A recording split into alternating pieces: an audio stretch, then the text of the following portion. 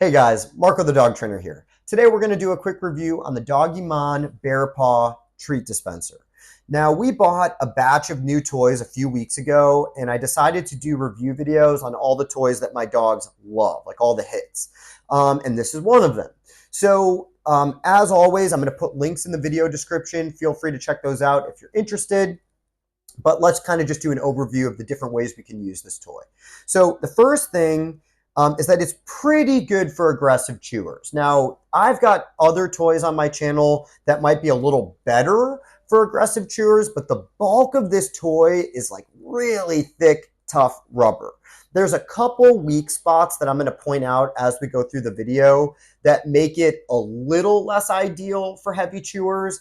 But overall, it seems like the lifespan on this toy is going to be pretty decent because most of my dogs are trying to destroy every toy that I give them. So the first thing is that it's pretty durable. Okay, and now kind of leading into the next point, any type of chewing is obviously going to have dental benefits to it because that chewing is helping to break down plaque and stuff that is building up on our dog's teeth.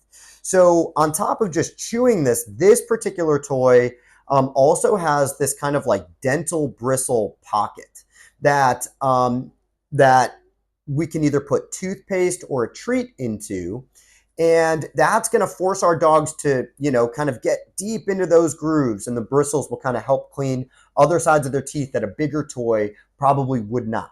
So there's definitely an added dental benefit to this toy in particular, but that also leads to kind of one of its weaknesses is that these bristles, I mean, I can't just be my dogs, but my dogs love to rip like the bristles out. On like a spiky ball, they want to rip like all of the little spikes off. I don't know if they're just psychopaths, but that is one of the weaker points on the toy. Now, again, even though my dogs have probably ripped out 10 of these bristles, they go kind of like deep enough in there because there's a few layers that there's still a bunch in there. And I'm not even sure if they would be capable of ripping out the ones that are a little deeper in there. So like I said, overall, the lifespan still seems like it's going to be pretty good. Now, moving on to the next kind of thing that we can use this for is a slow feeder. That in the bottom, we can load this full of food. And, a lot of people look for like a slow feeding bowl or those like, I think they're called like snuffle mats or something like that.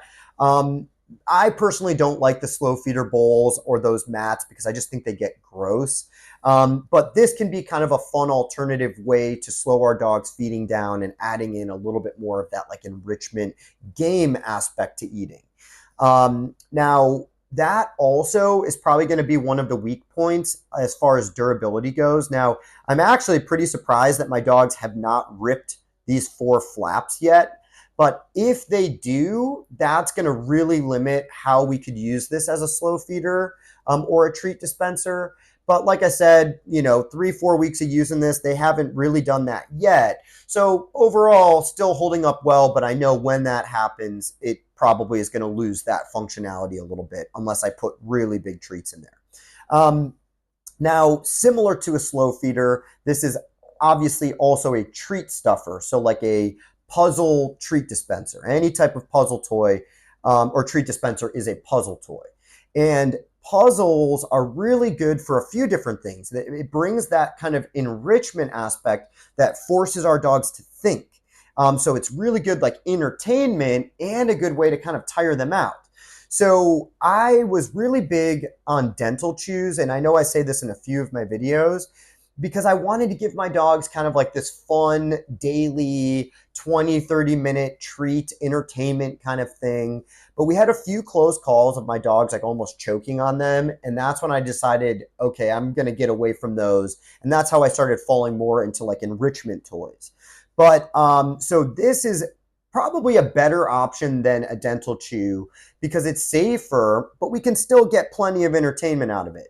So if you put like a big treat in there, our dogs are going to smell it because it kind of forces them to use a little bit of scent work, that they'll smell from this opening, that and there's also an opening here, that there's food in here, and they're going to be working really diligently to see how they can get to that food. So they start knocking it around, and that's what ultimately is engaging their brain. So I really do love that I can use this for, 20, 30, 40 minutes at a time to keep my dogs, occupied. So those are all the main aspects that I love about this particular toy. So thank you guys so much for watching. I'll see you in the next video.